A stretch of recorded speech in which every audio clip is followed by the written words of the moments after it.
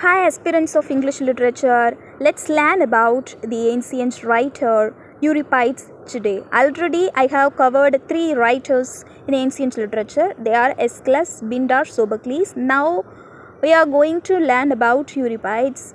He is an ancient writer. Euripides இவங்க கிரேக்க இலக்கியத்தோட ரொம்ப இம்பார்ட்டண்ட்டான பர்சனாலிட்டினே சொல்லலாம். இவரை பற்றி சொல்லணுன்னா இவர் கிமு 480 இருந்து 406 வரைக்கும் வாழ்ந்தவர். அந்த காலத்தில் ஏத்தன்ஸ் நகரத்தில் இருந்த ஒரு மிகச்சிறந்த நாடக ஆசிரியர். இவரை பற்றி ஒரு சுவாரஸ்யமான விஷயம் என்னென்னா, சுடா அப்படிங்கிற வரலாற்று குறிப்புப்படி இவர் மொத்தம் 92 நாடகங்களை எழுதியிருக்காரு.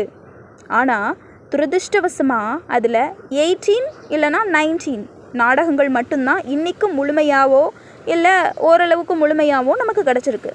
இவரோட முக்கியத்துவத்தை எப்படி சொல்லலாம்னா, ஹெலனிஸ்டிக் காலத்தில், அதாவது கிரேக்கத்தோட கலை இலக்கியம் எல்லாம் உச்சத்தில் இருந்தப்போ ஹோமர், டெமோஸ்தனிஸ், மெனெண்டர் இவங்களுக்கு இணையாக யூரிப்பிடிஸையும் வச்சு தான் கல்வி கற்பிச்சிருக்காங்க.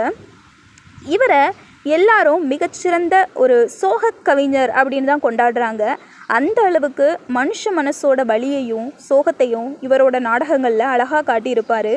இவரோட படைப்புகளில் குறிப்பாக சொல்லணுன்னா, அல்செஸ்டஸ், ரொம்ப புகழ்பெற்ற மீடியா, ஹெராக்லிடே, இவரோட கடைசி காலத்தில் வந்த அற்புதமான படைப்பு த பேக்ஹே, அப்புறம் தி ட்ரோஜன் விமன், ஹிப்போலிட்டஸ், ஹெலன், ஆண்ட்ரோமேக், ஹெகுபா, தி சப்ளையன்ஸ், எலக்ட்ரா, ஹெராக்லீஸ், ஃபினிஷியன் விமன், வரஸ்டஸ், கடைசியா எபிஜினியா அட் ஆலிஸ் இப்படின்னு இவரோட நாடகங்கள் எல்லாம் இன்னைக்கு வரைக்கும் வேர்ல்டு லிட்ரேச்சரில் ஒரு மைல் ஸ்டோனாக இருக்குன்னே சொல்லலாம்.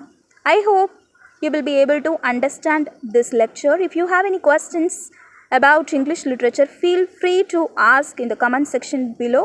I look forward to seeing you in the next video. Until then, stay tuned and thanks for watching.